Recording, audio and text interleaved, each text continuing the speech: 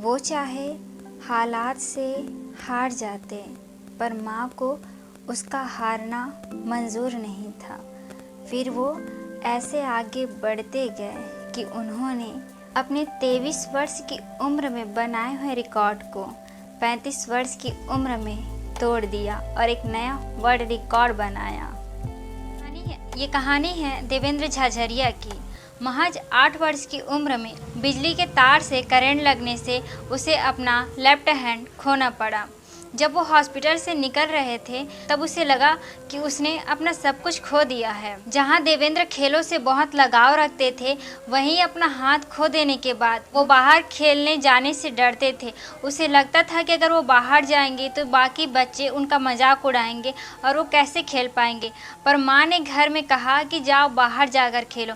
उसने कहा कि मैं कैसे खेल पाऊंगा। उसकी माँ ने कहा कि कुछ नहीं बिगड़ा है, तुम भी खेल सकते हो, और इस बात ने उसे हिम्मत दिलाई और वो बाहर गए। उसने आसपास में कई लोगों को जेवलिन थ्रो करते हुए देखा। क्योंकि वो गरीब परिवार से थे इसलिए वो जेवलिन नहीं खरीद सकते थे, इसलिए उसने लकड़ी से भाला बनाया और उसी से रोज प्रैक्टिस करते थे। अपने मेहनत के प्रति इतने ईमानदार और इतने जागरूक थे कि अपने स्कूल लाइफ में ही 10वीं कक्षा में उसने डिस्ट्रिक्ट लेवल में जेवलिन में चैंपियन बने। देवेंद्र बचपन से ही बड़ा ख्वाब रखते थे। उसने कहा कि मैं दुनिया का चैंपियन बनूंगा।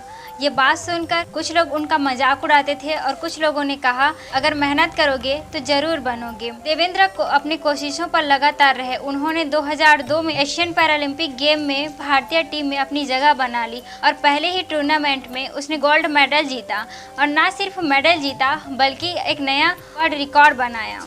प्रधानमंत्री ने उसके अद्भुत साहस और प्रयास को देखकर कहा कि इतनी छोटी सी उम्र में मेडल जीता है, एक दिन जरूर ओलंपिक में मेडल जीतेगा। देवेंद्र अपने खेल के प्रति हमेशा जागरूक रहते थे। जब वो रियो का मेडल जीतकर घर आए तब उसने अपनी माँ को दिखाया। तब उसकी माँ ने कहा कि मैं तुम्हें बाहर बच्चों के साथ मेडल जीतने के लिए, खेलने के लिए नहीं बोलती थी, मैं चाहती थी कि तुम उसके बराबर हो, ये महसूस करो, और तुमने साबित कर दिया कि तुम उसके बराबर हो। देवेंद्र अपने लक्ष्य के प्रति हमेशा जागरूक रहे, चाहे आर्थिक स्थिति कैसी भी रही हो। उन्होंने अपना ख्वाब नहीं बदला। 2004-2008 में रियो पैरालंपिक गेम में वो नहीं खेल पाए। उस दौरान उसकी उम्र लगभग 35 वर्ष की हो गई थी। लोग उसे देखकर बोलते थे कि अब तुम खेलना बंद कर दो, अब तुमसे नहीं हो पाएगा।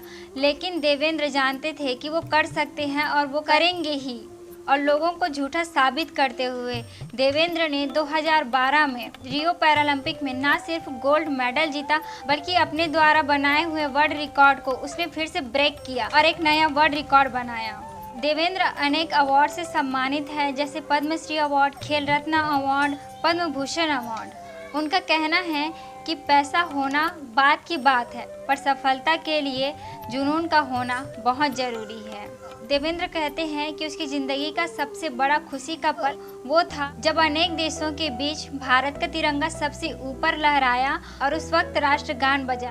ये ख्वाब पूरे होते हैं, शोहरत कदम चूमती है, अगर विश्वास अपने आप पर हो तो मुश्किलें खुद रास्ता दिखाती है।